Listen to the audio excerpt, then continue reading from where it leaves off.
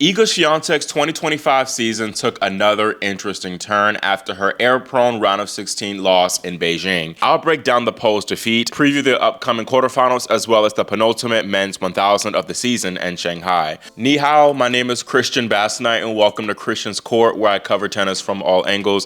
If you have not yet already, make sure you subscribe and click the notification bell so you are notified whenever I post more Asian Swing update videos. Iga's unbeaten streak in Beijing has come to an end after the 2023 champion fell to Emma Navarro 6-4, 4-6, 6-love. Iga dominated her lone previous meeting with Emma 6-1, 6-2 at the Australian Open quarterfinals earlier this year, so she was a decent favorite here. Not to mention, the American Navarro had been struggling with form for much of the season, and she had just one top 10 win to her name before this match, and that was against Daria Kasatkina at the beginning of the year in Australia. But Emma came out today and played perhaps her best match of the entire season. She was very solid from the ground, but much of the match I feel was more on Iga dictating proceedings for better or worse. It was really just unforced error city from Swiatek. She committed 23 unforced errors in the first set, 22 in the second, and 25 in the deciding set. And the first and third sets were pretty poor from Swiatek, but the second set wasn't too bad. It was somewhat acceptable because her winner count wasn't too far off from that unforced error count. She was just getting far more returns from her risk in that set. But those first and third sets saw just wild, erratic play from the ground from Iga.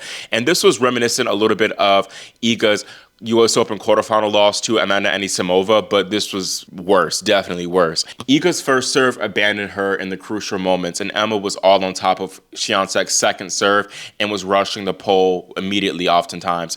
And rushing was a theme throughout this entire match, which was interesting because Beijing, the courts there, play a little bit slower, so you would think that Swiatek wouldn't be troubled with being rushed. But sometimes Iga just looked off balance, and the footwork, it really wasn't sharp at all during this match, and Iga was just pressing way too much, I feel. And I noticed that Iga's backhand down the line whenever things were neutral and she tried to change directions, that shot was really off, and I think she should have stuck to more cross-court backhands a little bit more. Swiatek's forehand, it just completely went off the rails, which isn't that surprising because that typically happens with Iga and these losses, but it was shockingly bad in that final set. Some of those misses were just wow. Speaking of the deciding set, it was baffling in itself, and it's not like Emma just ran away with it and completely dominated. Iga was still very much involved in nearly each game, and she pushed the first two games of the deciding set to deuce, and she had game points in the next three games after the first two games,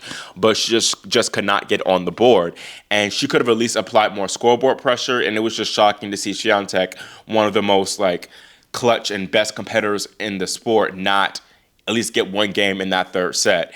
I think the errors, they just came in waves, and it was shockingly poor again. And Emma really didn't need to do anything special. Just get the ball on the court, and Iga would miss eventually. Swiatek finished with 70 unforced errors, and this is her second most ever in a WTA match, a WTA 1000 match, and she hit 35 total winners, by the way.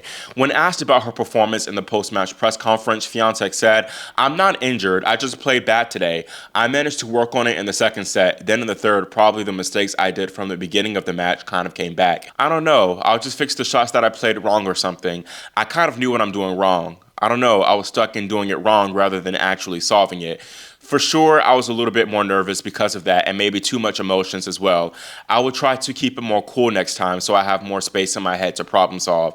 Honestly, I didn't feel like anything was working. That's why I got more and more nervous." I think Oscar sliding backhand made a great point on Twitter when he pointed out that Iga, she's had her best results of the season on faster courts, but she's had some of her worst matches and performances on the slower courts, and these courts were where she'd previously had lots of success. I think Swiatek just needs to find a better balance on these types of surfaces, these slower surfaces now. She seems like she tries to do a little bit too much on them, and is just not as willing to take a step back and rely more on her defensive prowess like we're more accustomed to see her doing on the faster surfaces this year, especially at the Australian Open, Wimbledon, and Cincinnati Opens, to name a few. This was for sure, I think, a missed opportunity for Swiatek to make up ground on Sabalenka for the year #1 ranking. Arena has about a 1,457-point lead in the live race heading into Wuhan, where she is the 3-time defending champion. This will be Iga's first time ever playing at Wuhan, so it will be interesting to see how she does there and if she makes those necessary adjustments. Navarro isn't the only American remaining, though, in Beijing. In fact, her quarterfinals opponent is Jessica Pegula, who upended Marta Kostyuk. Both Emma and Jessie have a solid chance of making the finals, as the other quarterfinal in the top half is between 26 seed Linda Noskova, who defeated Anastasia Potapova 6-2, 6-4, and then Sonia Kartal, the unseeded British woman, upset 4th seed Mira Andreeva 7-5, 2-6, 7-5. In the bottom half, defending champion Coco Gauff takes on first-time WTA 1000 quarterfinalist Eva Lees, while Amanda Anisimova plays Jasmine Paolini. I think our semifinal lineup will have Gauff, Anisimova, and then Pegula, Noskova. I know I'm playing that really safe, but yeah, I think all the high-ranked opponents here will come through. Now, talking about the men, Jannik Sinner triumphed for a second time in Beijing, dominating Lerner Tien 6-2, 6-2 in the championship. I actually predicted this exact scoreline, so I'm not surprised at all that this was the result, but I think the 19-year-old American gave a solid showing out there. And this was always going to be a tough battle for Lerner because he just lacks that big serve and firepower from the ground, and I think he felt the need to kind of overcompensate at times, and he hit 0 aces to 6 double faults, which the double faults came at costly times for him. Tien had a few chances, though, to make the second set more competitive. He held 2 break points in 2 separate games, but Sinner just swatted them away with just clutch play, and Jannik just had more firepower in the end, finishing with 24 winners to Lerner's 11 winners. While it's not the ending he hoped for, this was for sure a week to remember for Tien. He got his 5th top 10 win and made his first ever final, and he's up to a career high ranking now of 36 in the world, and this puts him in a position to possibly be seeded for the Australian Open, so definitely a great year for him, a great breakout year for him. Jannik, meanwhile, it's his 3rd title of the season and his 21st title overall. And I think he will head to Shanghai as the favorite to notch his 22nd career title after Carlos Alcaraz, the world #1, who won his 24th title in Tokyo, pulled out due to a left ankle issue he sustained there. It's a shame that Carlos wasn't healthy enough to compete because his draw looked very good in Shanghai, I'd say. Corentin Moutet replaced Alcaraz at the top of the draw, and I could see him sneak his way through there. Also, we have a couple other lefties in Tien and Cam Norrie here. Dino Medvedev, he did look good in Beijing, and I think he should take the section. He just defeated Davidovich Fokina 3-3 in Beijing, but he might have some health concerns with those cramps he sustained in the semifinal against Lerner Tien. But still, I think that I'll have the 2019 champion recover in time to make the quarterfinals. Next, you got Alex de Minaur's section, and Alex is coming off a solid semifinal run in Beijing himself. The Aussie could have a pretty tough opener in Terrence Attman, which would be very interesting. And I could see also Brandon Nakashima challenging Alex if those two were to meet in the 3rd round. Karen Khachanov, he's looking for his first 3rd round appearance in Shanghai, and he will likely face Stefanos Tsitsipas in that 3rd round, who owns actually a 9-1 head-to-head record against him. But Tsitsipas has been struggling with form and a back issue all season. I'm going to be playing it safe again and having the Demon make the quarterfinals. Then you got Alexander Zverev's section. He could open against French qualifier Valentin Royer, who just made the finals of Hangzhou. Alex Mikkelsen could pose some problems for Zverev in the 3rd round as well. Down below, we will likely see Denis Shapovalov and Yuri Lehechka go at it in the 3rd round, although Denis is just so streaky. I wouldn't be shocked if he lost in round 2. I was first leaning towards Yuri taking it, but I think I will play it safe again here too and have the German Zverev reach the Elite 8. Then Lorenzo Musetti's section, I think, has a lot of opportunity here. Both Lorenzo and Jakob retired from their Beijing quarterfinal matches due to injury, so they have some question marks coming into Shanghai, especially Lorenzo. Felix Auger-Aliassime really should take this section, but I am unsure of how he'll rebound from that time off following his US Open semifinal run. He did get married, though, recently, so he'll be coming into Shanghai at least pretty happy, I'd assume. I'm going to be sticking with Felix here and having him continue his run from the US Open and make the quarterfinals. Now, looking at the bottom half of the draw, you got Ben Shelton. He is back from shoulder injury that he sustained staying at the US Open, and he will open against David Goffin. And we could have a battle of the biracials in Shelton and Diallo in the third round, which I would love to see, but Riley Opelka would definitely have something to say about that. Casper Ruud is there below, and he looked really impressive in Tokyo and really pushing Alcaraz to a tight three-setter in the semifinals. Casper has a pretty solid draw here. Francisco Cerundolo hasn't been that impressive lately. Now, back on Ben, Shelton said that he is ready to go and that the injury isn't going to be too much of an issue for him, but I'm cautious about having him go deep due to his form, after the layoff and potentially him aggravating the injury. So I'm going to be going with Casper to make the quarterfinals here.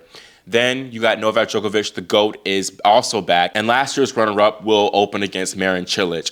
He could get Francis Tiafoe in the third round, who is looking to snap his 4-match losing streak, and then we could see a Andre Rublev, Flavio Cobolli rematch from Beijing, although Jaime Munar could definitely threaten Flavio in that second round. I think perhaps Andre or Flavio maybe could do something and test Nole, but I'm going to be sticking with the Serb here to advance. And then Taylor Fritz, the 5th seed, he was a bit injured in the Tokyo finals, so I think there's a decent opportunity here for these guys. The seeds, though, Giovanni Ampezzi-Picard, Ugo Humbert, and Holger Rune are all kind of unreliable players, but I'm just unsure about Fritz and him being able to bounce back from that Tokyo injury, so I'm going to be going with Holger to progress through to the quarterfinals. And then last but not least is our defending champion, Jannik Sinner, who kind of has a tricky draw. He will open against Daniel Altmaier, who won their very last meeting at the Roland Garros 2023 championships. Talon Griekspoor has never beaten Jannik in 6 tries, but he has tested him a little bit in the past, although Jenson Brooksby could see him in the third round instead. And then the 4th round match will likely be tough for Jannik, as he could face Alexander Bublik, who of course beat him in Halle, or Tomas Mahac, who made the run to the semifinals here in Shanghai last year. So I don't know, this is definitely a tough draw for Sinner. I think he might have the toughest draw out of all the top seeds, but I think I would still be foolish to pick against him, so I'm going to be having Jannik make it to the quarterfinals. The bottom half of this draw is really so loaded. It's almost unfair. But given my predictions, I'll have de Minaur Zverev in the semifinals, accompanied by Djokovic Sinner, and then in the finals, I'll have Jannik overcome Zverev for the title. I was close to picking Novak instead of Jannik here, because I can see the Joker kind of do his big one here in Shanghai, but again, like I keep saying, it's almost foolish for me to bet against Jannik at this point, especially on hard court. So again, going to be going with Sinner to complete the title defense. But yeah, the top half is going to be a bloodbath, and I would love to see another person instead of Zverev make it. I think it would be really interesting. But again, this draw is very lopsided. But closing out this video, I want to talk about Gael Monfils. That was the big news as well last night or this morning, that the 39-year-old Frenchman announced that 2026 will be his final full season on tour. I broke down his announcement post on TikTok, so you can go over there for more commentary on that. It was really a beautiful letter. I am glad that we would get one more year of Gael, though. He's been dealing with injury recently, so I do hope that this last season for him will be happy and healthy, a healthy one for him. That's all I have for this update video for the Asian swing, and let me know your thoughts on Swiatek's shocking 4th round loss to Navarro and whether you think that she can get her act together before Wuhan or before Riyadh. Also, let me know who you think will reach the semifinals in Beijing, and give your own picks and predictions for the men's action in Shanghai. Again, make sure you subscribe and click that notification bell so you are notified whenever I post more Asian Swing update content. Thank you all so much for watching and for your support, and I will see you all next time here on Christian's Court.